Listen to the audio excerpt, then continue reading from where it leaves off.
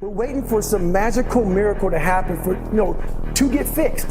And that's not going to happen. And jump out of your comfort zone? You have to do that. You have to face all these things because they're not all yours to own. We can stay here, get the kicked out of us, or we can fight our way back into the light. We can climb out of hell. I do think that that's the difference between discipline and motivation. Right. Motivation. I didn't want to do the thing. Discipline. I did the thing in spite of not wanting to do the thing. Yeah. And look, I've said many times, you can't count on motivation. Like, it's not going to be there for you. Yeah. Or it may, but it may not be. And it's lovely when it comes along. If you wait for it to be there, you might be waiting more than you should. If you're not real and raw with who the are, nothing's going to change. And in this nice new world that we live in, we want to hear, you're just a little big. No, man, you might be fat. And it's okay to hear that from yourself and from everybody else. So that's where it started at. And it's raw. And it gets ugly sometimes with me in that mirror. But I'm also proud of myself to be able to tell myself that and then fix what's in that mirror. Like the consistency of work.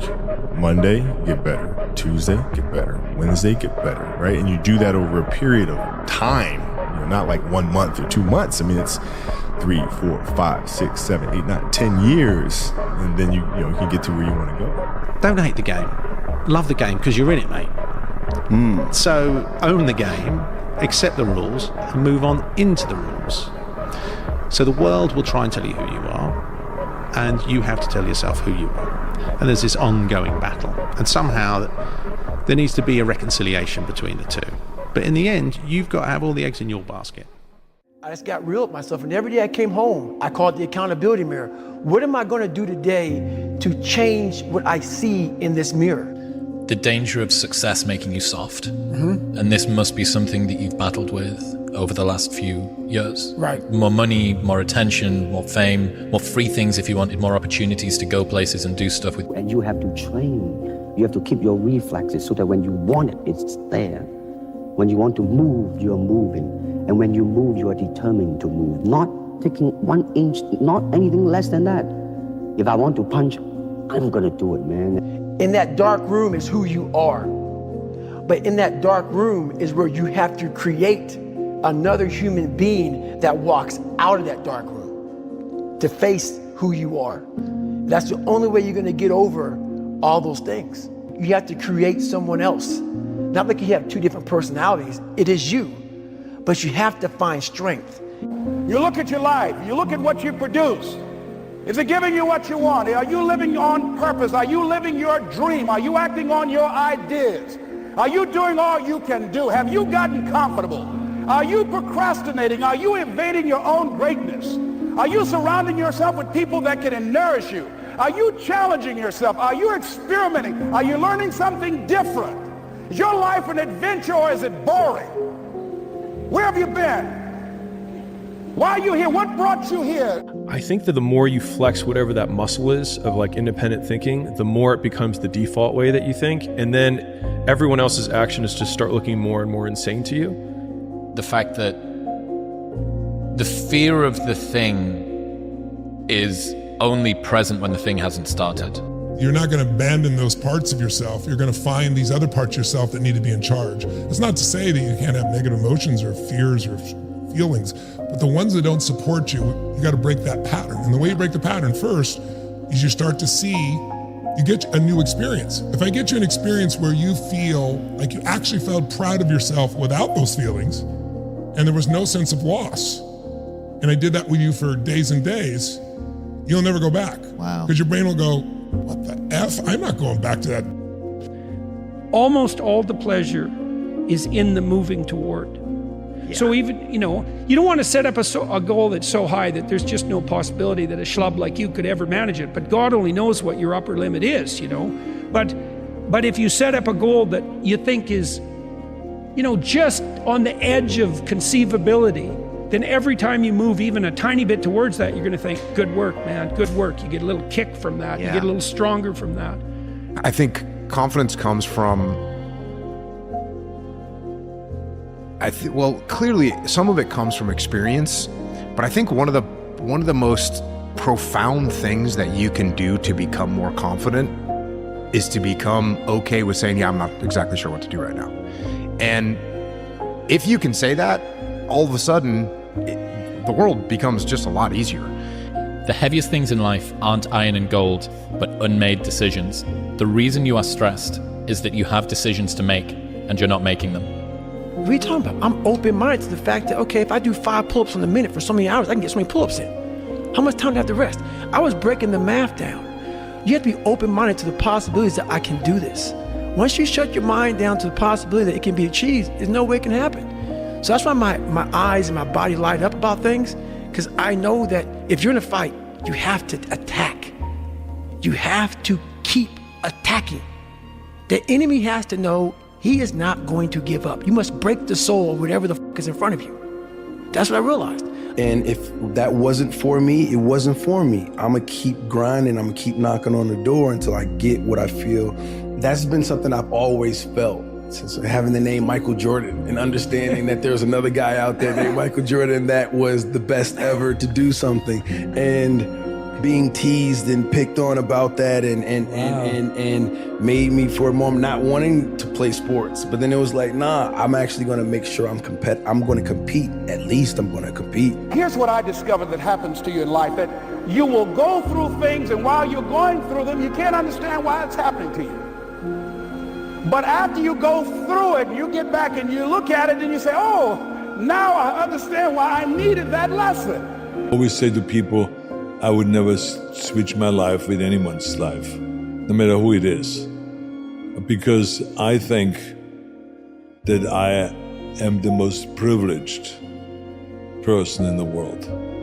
I mean, it's like to be able to live this many types of lives. To live the life of an athlete. Life is a box of surprises, and it's hard, you know. It's not easy, you know, to be in this level and still push and still motivate to carry on, you know, to score goals, to be in a good shape, to compete with the young lions. They coming, and when they play against me, they want to show me that they are stronger than me and faster than me. You have to prepare very well. People only root for people who don't need it. Like the amount of times when I was on my lonely path where I was too different from the friends that I had, but not successful enough to be friends with the people that I wanted to be friends with. That's when you want people to root for you. That's when you want people to support you. Once you've already won, people are like, he's amazing, he's so good. But like, that's the time when you need it the least. And so you always have to be the person who roots for you before everyone else does. I use the definition of self-confidence to be the ability or the belief to believe in yourself to accomplish any task. No matter the odds, no matter the difficulty, no matter the adversity. The belief that you can accomplish it. Self-confidence. I'm not a judge or jury, but I can tell you this. He won't sell anybody out to buy his future. And that, my friends, is called integrity. That's called courage. Now that's the stuff leaders should be made of. No, Mike. This is what you have. This is what you can be. This is what you are. Nah, that can't. No, that's too good. No, that ain't me. You know, your own presence in a situation where you have to step back and look at yourself and be like, am I this guy right now? Like, oh man, there's a room full of people who showed up because of something I'm doing, and they're in service or in support of my idea, my thing. Okay. That looks and feels like I'm the guy, okay? I think if you can shift from this is hard to no one else will be able to do this, then it flips from being this thing that you're like, oh, poor me, to oh, poor everyone else who's gonna have to die. It's a scientific fact that gratitude reciprocates. In the words of the late Charlie Lawton, who said, when you got God, you got a friend, and that friend is you. It's almost like a circular thing, because if you want to be confident, you got to be humble. And then when you're humble, then you are more confident because you're okay with not knowing. The dumb shit that I've done or the bad mistakes that I've made, they've taught me. You know, you learn. Like, that's why failure is so important. Like, failing and f***ing up and making mistakes, it's very important. That's how you learn. That's how the bad feeling that you get from something that you shouldn't have done or wish you didn't do or wish you did better. Like, especially failing at something where you half-assed it and you just feel like a fucking loser. Like, that just teaches you. It teaches you to get your shit together. I remember realizing that when I blamed them, that I gave them control over my life. And then the idea that the people that I hated the most at the time were the ones who actually were controlling me was the thing that most sickened me, to then actually flip my narrative to actually taking control. Like, that was the one thought process. Like, my mother, I'm giving her control over my romantic like, my mother controls this? That. I like being serious. I'm serious about the things I do. I'm serious about this podcast, as you might be able to tell by the fact we've renovated an entire barn. But there is something that you can take that too far. The seriousness can become a kind of rigidity as opposed to being dynamically persistent. You know, taking things too seriously, not swaying in the breeze. Right. Presuming that you like the things you do and you want to keep doing them, the less robust and flexible you are, the more likely you are to break in those ways. Nothing is permanent. And a lot of times you have to learn to perform without motivation. You have to learn to perform without purpose. You have to learn to perform a lot of different things. And that's what people think. They think I need to have this motivation to work out, to study, to be better. So if they don't have it, they just don't do it. And that's where you fail. You have to learn to train your mind well beyond motivation. If you have motivation, that's great. That's some kindling to the fire. All it takes is a little bit of spark, you can burn the whole forest up. But motivation, you have to learn to exist without it. You have to learn to be, you have to be your best self when you're least motivated. But usually, it's just because I'm afraid of something. And then that's why I'm not making the decision. And I think once I name and put a face, and it's usually not even a thing that I'm afraid of, it's one person's judgment I'm afraid of. And then when I name the person, then it becomes real. Instead of being this amorphous, like people, society, judgment, it's like Tom. Like, do I really care what Tom thinks? You don't become confident by shouting affirmations in the mirror, but by having a stack of undeniable proof that you are who you say you are. Outwork your self-doubt. Because you're not weak, you're just acting like it. And that's the biggest thing you need to adopt and start saying to yourself if you're gonna try and really stop caring what people think about you. Because saying you're not weak, you're just acting like it, leads with the set assumption that you are strong, you're just acting weak. And that's gonna help you solidify the mindset and help you really stop caring. It's a challenge, you know, because as you can see, if you treat good your body, you can maintain so many years. And this is the big challenge for me. And it's great. I feel proud for that. To have this age and still compete in a highest level, for me, it's great and give me motivation to carry on. Being ashamed is one of the biggest things that kill people nowadays. In their minds, kill them from moving forward. I'm ashamed of myself. Don't ever be ashamed of anything you've done in your life. Face it, fix it, make it better. We are humans. But then again, if you always think that we're humans, you will always just be a human and always make the same mistakes. You must take this knowledge that you learn from all this is knowledge.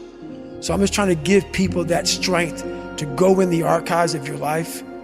Because while you're probably f***ed up, there's probably something happened to you in your life. Go through the archives, dig it up, study it, and then use it for yourself. That's the main purpose for me right now.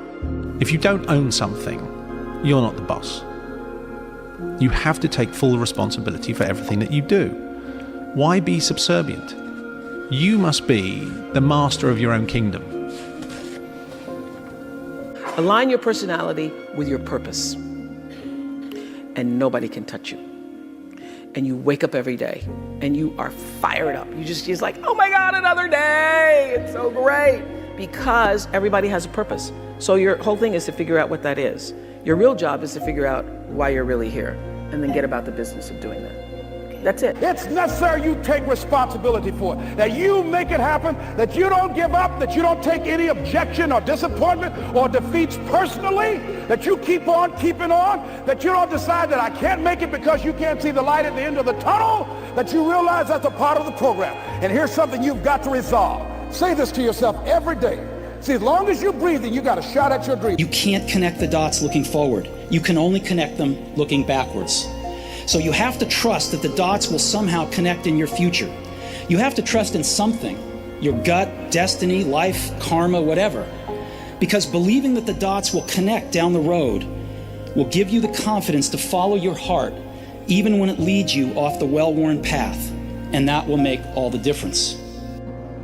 You don't know about real loss, because that only occurs when you love something more than you love yourself.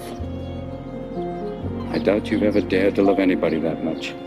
And I will say this, knowing what you don't want to do is the best possible place to be if you don't know what to do. Because knowing what you don't want to do leads you to figure out what is it you really do want to do.